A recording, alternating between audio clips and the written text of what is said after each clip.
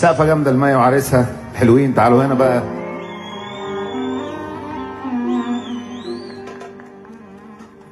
مي عز الدين دي ست البنات واحسن بنت من احسن الفنانات الموجودين اخلاقا وتمثيلا وفن وكل حاجه. انا اعرفها من زمان اصلا، من اول البوم واحنا كنا اصحاب، وانا اتشرفت ان هي اختي وصاحبتي وعايزين نسمع لها سقفه كبيره وزغروطه. لو في واحده كده سمعنا زغروطه. ايوه ايوه مصر، يلا الف ما شاء الله عليك يا عم. ايوه يا